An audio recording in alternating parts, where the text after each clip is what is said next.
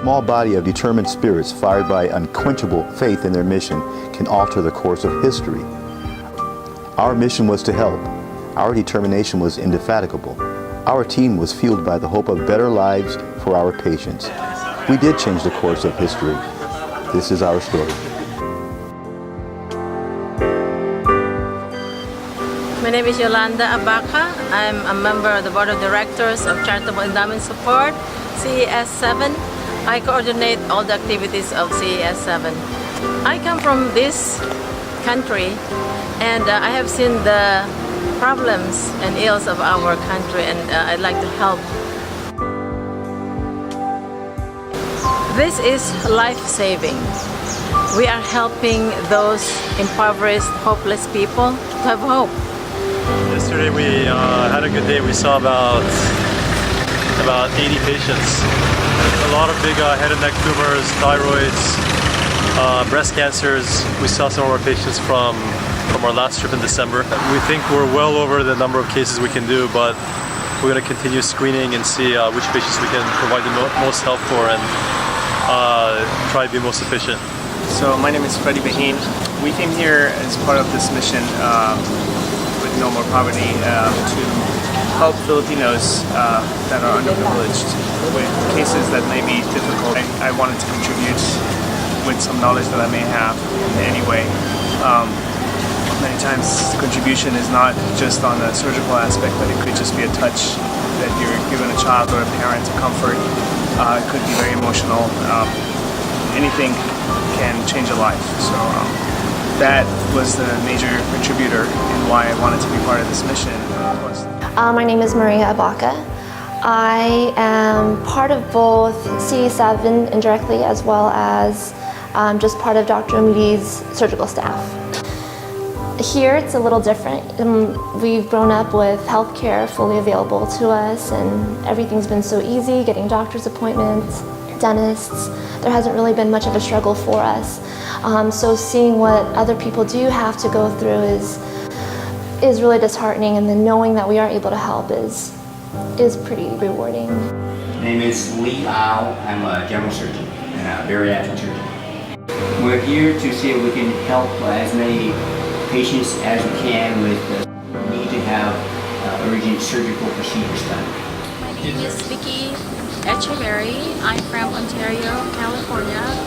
I am a RN case manager.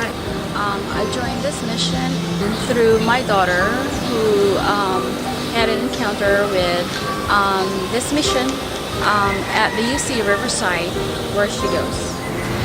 Hi, my name is Chelsea Echeverry, and here I'm considered, well, I'm a volunteer student from UCR, and so I was walking home from the midterm one day when I saw the sign.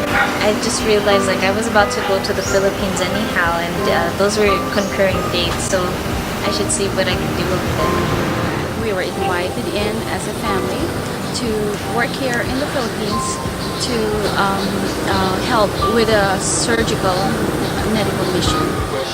When we first come in, we usually see about 4 times the number of patients we can operate on. So we're going to see approximately 150 to 200 patients. From those 150 to 200 patients, we're going to pick probably about 50 patients that we can operate on, maybe more, depending on if we have 2 operating rooms and are they smaller or bigger cases.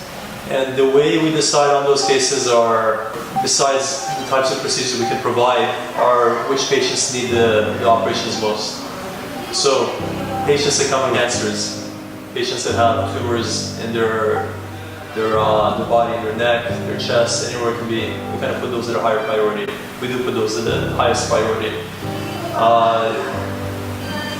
Those have a limited time frame where we can provide the help. After that, cancer is going to spread through the body and the surgery will be ineffective. So we want to catch those patients quickly and remove the disease.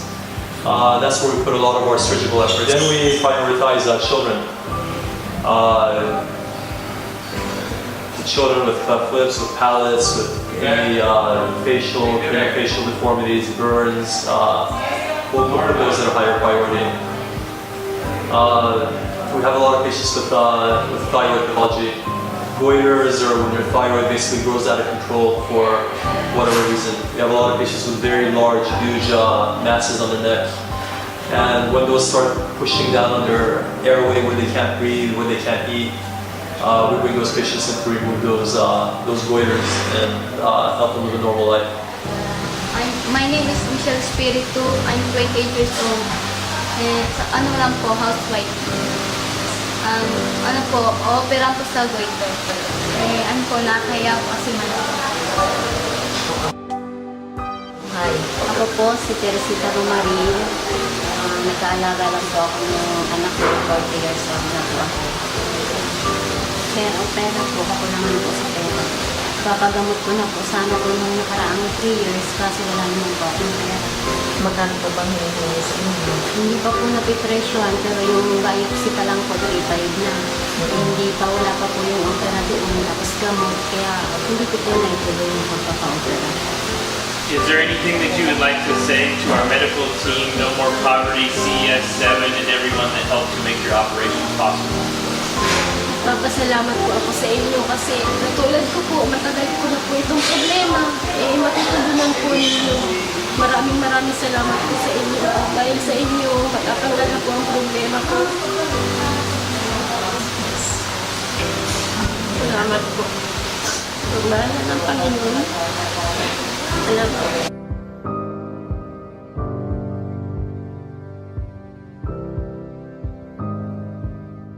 Jerry B. Jerry B. was born with a cleft lip and palate. Because of his age and weight, the doctors were not able to perform the surgery that he so desperately needed. Our team decided to put together a care package and bring it to his home. We were greeted with open arms. Jerry B. Si Edward Makatangay, 29 years old. Ang tatay ko nang may... Name is Eduardo Makatangay, 29 years of age. I am the father of Jerry B. Makatangay, who is 2 months old. I wish to ask your help for my son's surgery. With our status in life, we can't afford the surgery. Whoever is listening and can watch this video, I want to ask for your help to get my son's surgery done. I want to thank you all and all the people that came here. So we want to thank everybody that we were able to get here in Bulacan. Again, thank you. Salamat sa kanila.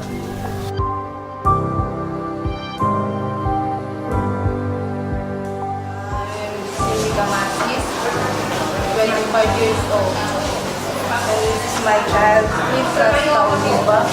He's 1 year old and 5 months. Meet Clint Razda. He was born with a cleft lip and palate that affects his everyday life, causing difficulties eating, drinking, and breathing. We select our patients based on their individual level of need, and after Clint's screening, he was immediately selected. When his mother Cindy was informed of this great news, she could not help but smile. This was a day that their family would never forget. We had 2 cleft lip and palate scheduled for this evening. A little bit late to do them tonight, so we'll do them in the morning. Baka may gusto pa kayong sabihin, may gusto pa kayong ano. Ayun, pasalamat pa kayo sa Nagpapasalamat po ako ng marami dahil unang-una po libre yung operasyon. Hindi nga po namin mapa-operahan siya kaagad dahil wala kaming pera. Ngayon po na may nag-o-offer ng libre. Natutuwa po kami dahil maisasagawa na po yung operasyon niya.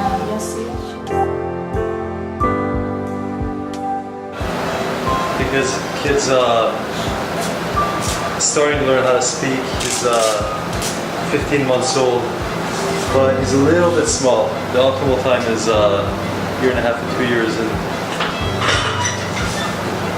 we're gonna see if we're gonna do his palate today or not. But his lip, we're definitely gonna do. The lip you want to do when they're a lot younger. I believe a 15-month-old baby with bilateral cleft lip and palate. And Dr. Cho is doing the anesthesia. Maria is taking care of the patient. We have our wonderful staff here. We're about to intubate, and then we can start. Today was going to be last day of surgery, but we still have plenty of cases, so we'll probably operate Saturday as well. And try to get all the patients, try to get as many patients as we can.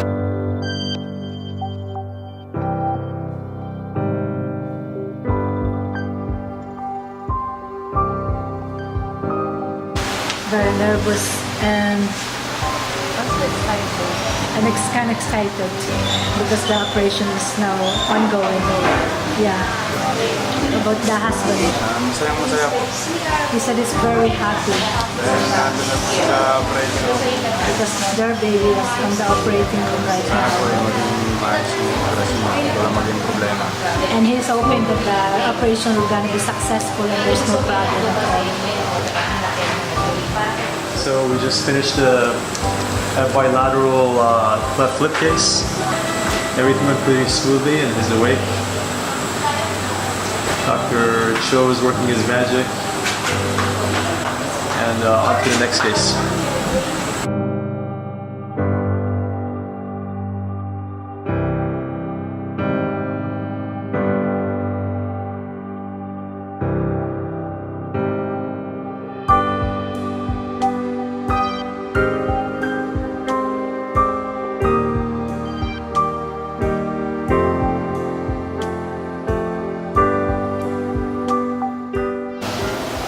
Ngayon pa lang po nagpapasalamat po kami dahil nakapunta po kayo dito sa Pilipinas para sa mga tulad ng ganyan na may bingot maayos na sa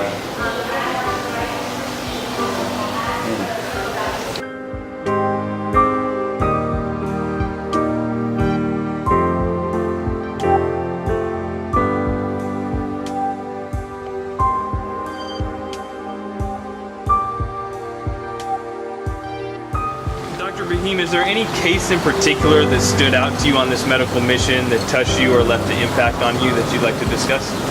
Wow, each case is unique because the people in it are very unique.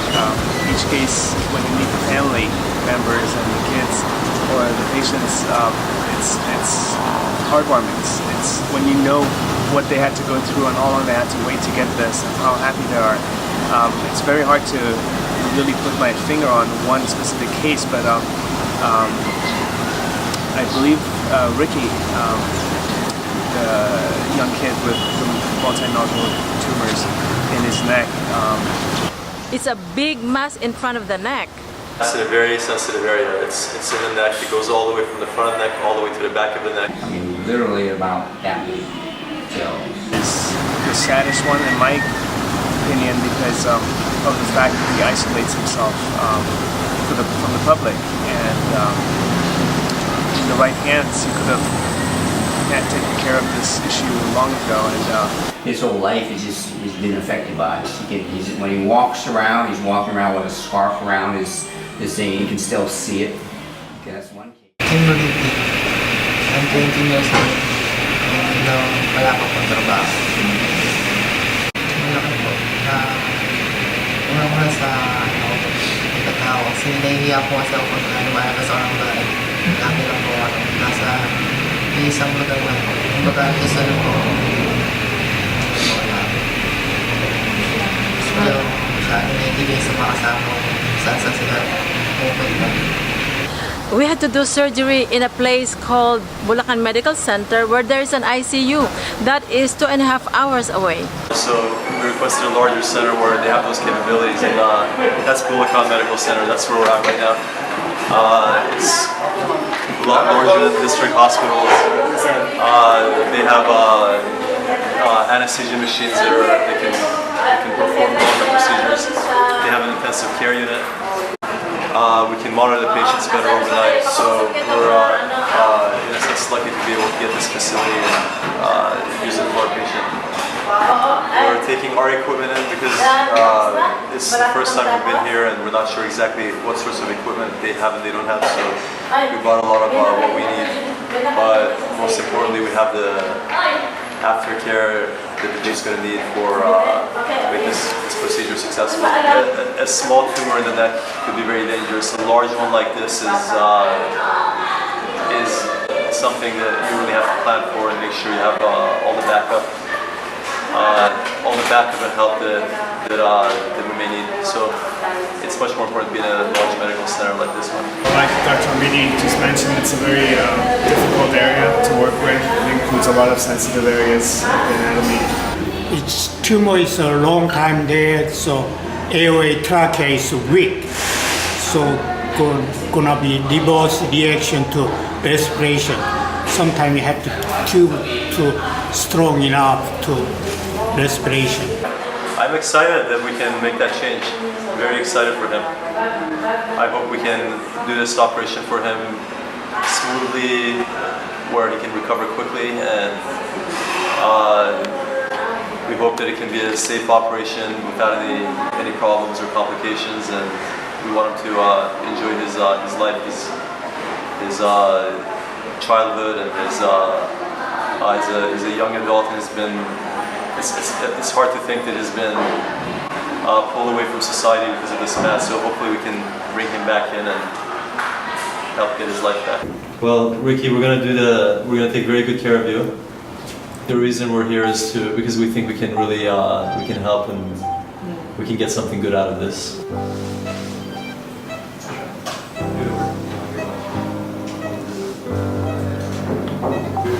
We're all very concerned. It's a tough case, and just going to put all our energy into it and hope we can get the best result.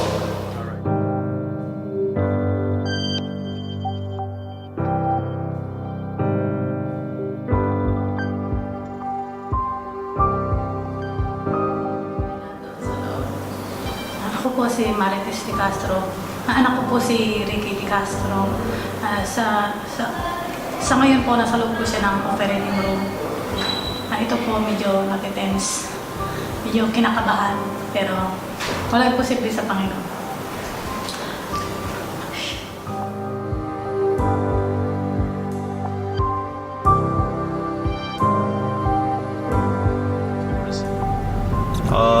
The case went on for 7 to 8 hours, and then after we were done, it was about another hour for closing and the anesthesiologist to Dr. Cho to get everything ready to get him shipped into the intensive care unit.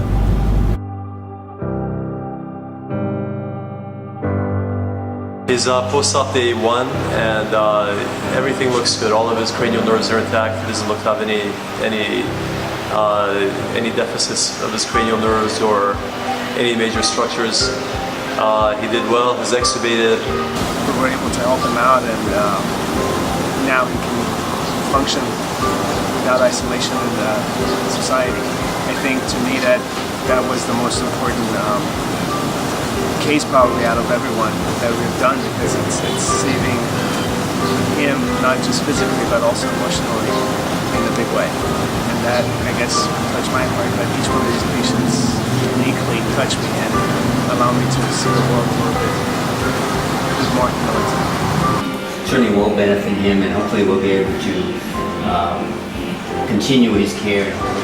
Thank you very much sa team ninyo. Maraming salamat po sa nag-opera po sa kanya kay Dr. Kumidi, sa inyo pong team, thank you very much. Maraming salamat sa lahat. Gusto ko po pasalamat sa inyo lahat. Dahil po natulungan niyo po ako. Maraming salamat. Yes, I'm Mirna Dino Villalon. I'm one of the social workers. We give them hope for their sick, and that is one of no poverty and CES mission and vision to help the people and feel that their life is valued. Thank you very much. Sa lahat po ng nag-compare sa akin. I want to thank the medical team, you, all of you, so much thankful because I'm so happy. I'd like to thanks to all sa inyo, tsaka sa lahat ng doctors na gumamot sa nanay ko. I'm very glad. And then, thank you. The mission has been very, very well, especially when we started the medical mission. We have accomplished a lot. We have helped a lot of people who are ill, hopeless, and were able to extend their lives through the life-saving surgeries. And this is very, very important to the Philippines. They have hope.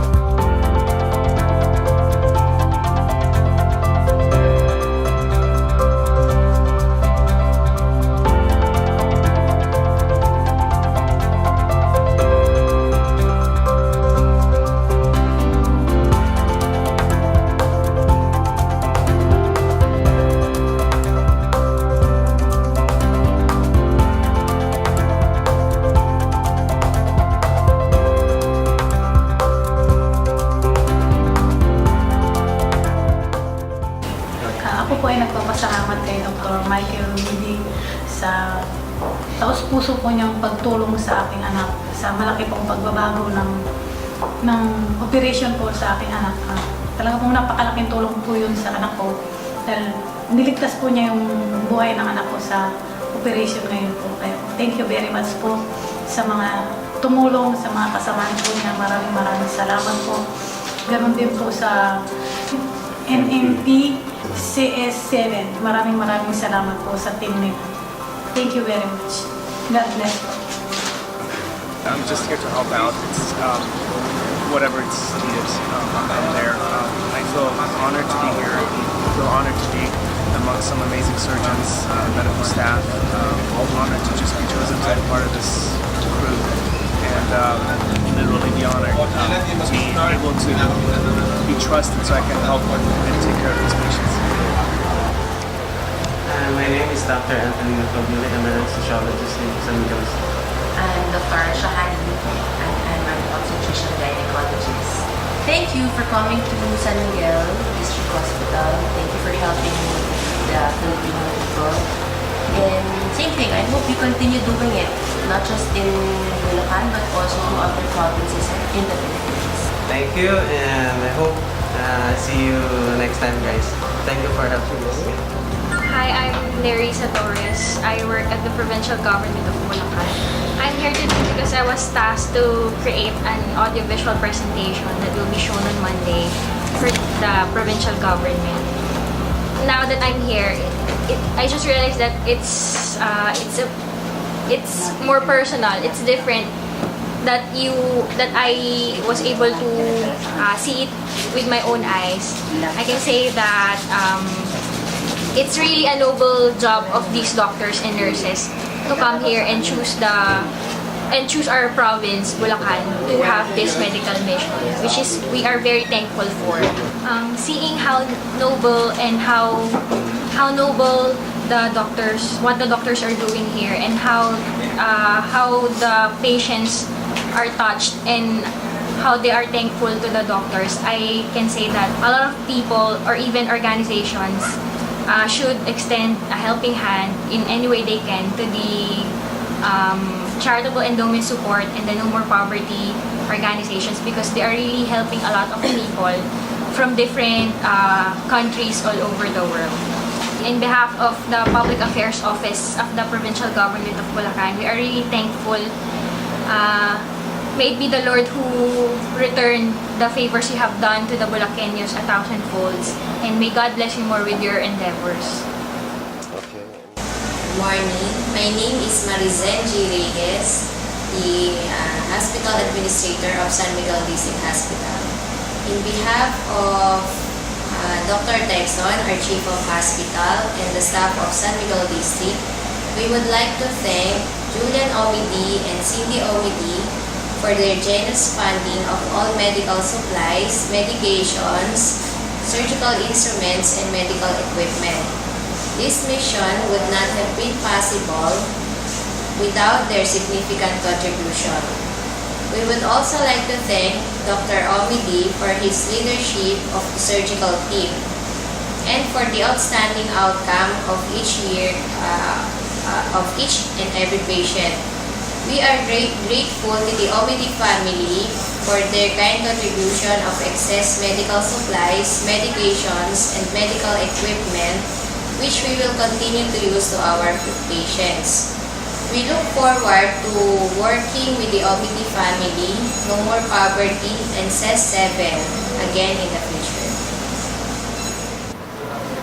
Hello, I'm Dr. Edwin P. Texon. I'm currently the Acting Chief of Hospital of San Miguel District Hospital, one of the 6 district hospitals in Bulacan. So we are more than grateful for being chosen as one of the beneficiaries of the CES7 and No More Poverty surgical mission here in the Philippines. Only one.